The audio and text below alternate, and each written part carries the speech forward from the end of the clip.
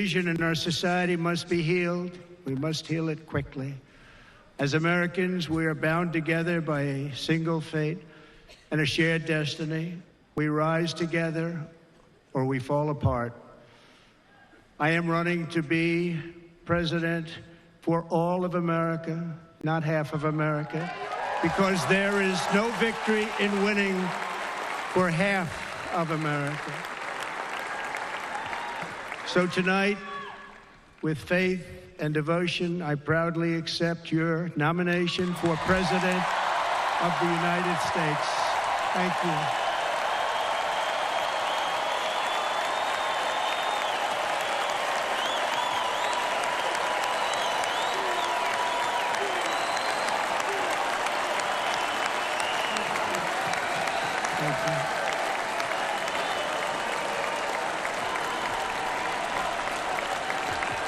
Thank you very much.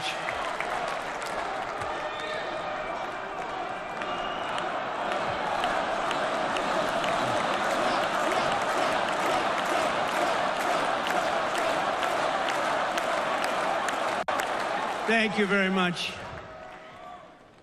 And we will do it right. We're going to do it right. Let me begin this evening by expressing my gratitude to the American people for your outpouring of love and support following the assassination attempt at my rally on Saturday.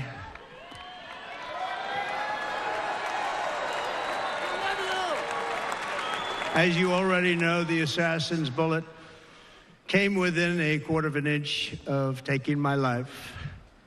So many people have asked me, what happened? Tell us what happened, please. And therefore, I will tell you exactly what happened, and you'll never hear it from me a second time because it's actually too painful to tell. It was a warm, beautiful day in the early evening in Butler Township in the great Commonwealth of Pennsylvania. Music was loudly playing, and the campaign was doing really well.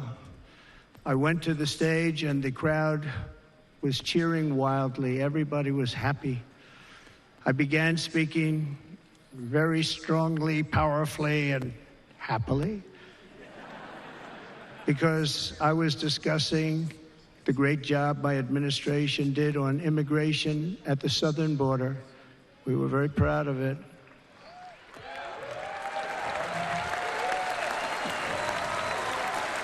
Behind me and to the right was a large screen that was displaying a chart of border crossings under my leadership.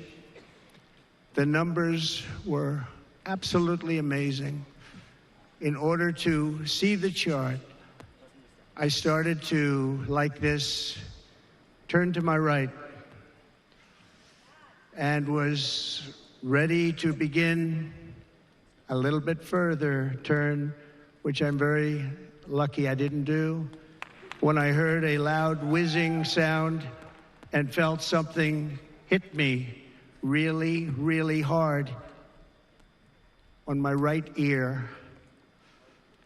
I said to myself, wow, what was that? It can only be a bullet. And moved my right hand to my ear, brought it down. My hand was covered with blood, just absolutely blood all over the place. I immediately knew it was very serious, that we were under attack, and in one movement proceeded to drop to the ground. Bullets were continuing to fly as very brave Secret Service agents rushed to the stage, and they really did. They rushed to the stage.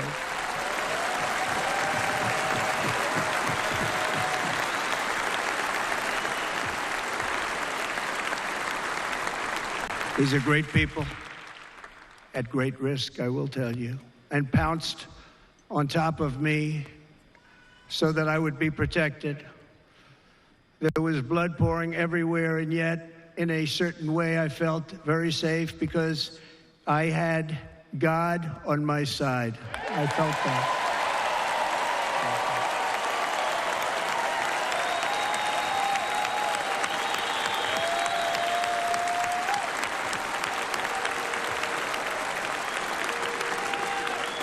The amazing thing is that prior to the shot, if I had not moved my head at that very last instant, the assassin's bullet would have perfectly hit its mark, and I would not be here tonight. We would not be together. The most incredible aspect of what took place on that terrible evening in the fading sun was actually seen later. In almost all cases, as you probably know, and when even a single bullet is fired, just a single bullet, and we had many bullets that were being fired, crowds run for the exits or stampede, but not in this case. It's very unusual.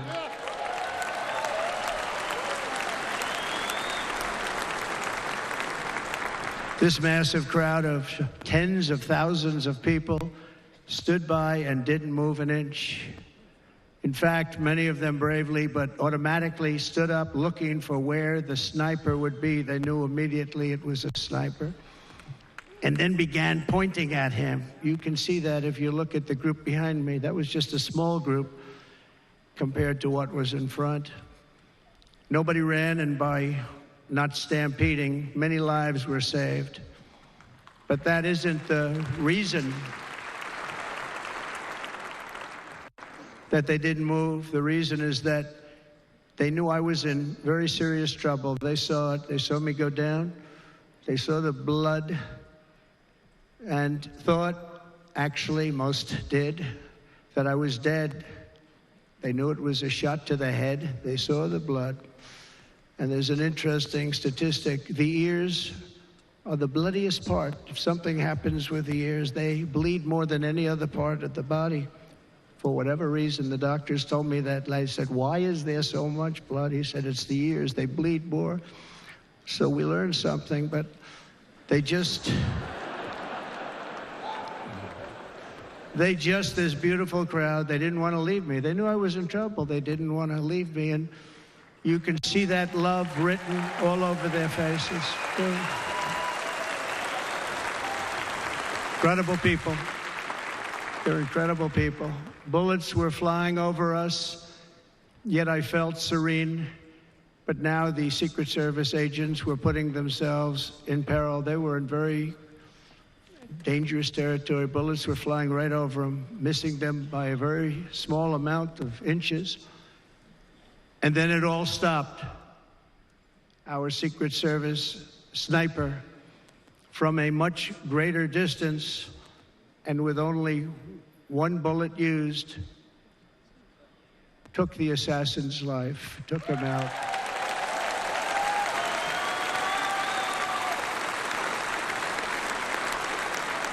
I'm not supposed to be here tonight. Not supposed to be here. No.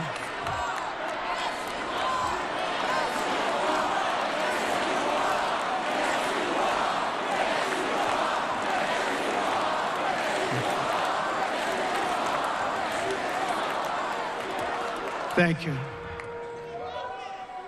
But I'm not. And I'll tell you, I stand before you in this arena only by the grace of Almighty God.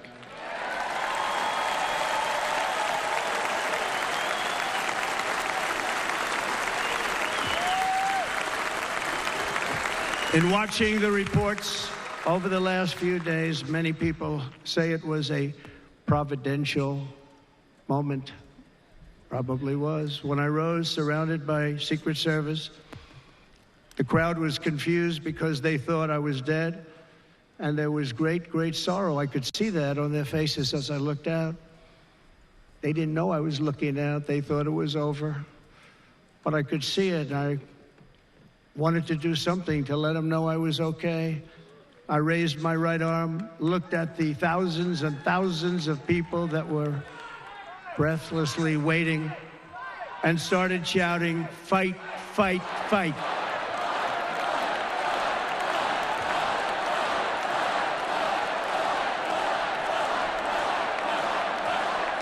Thank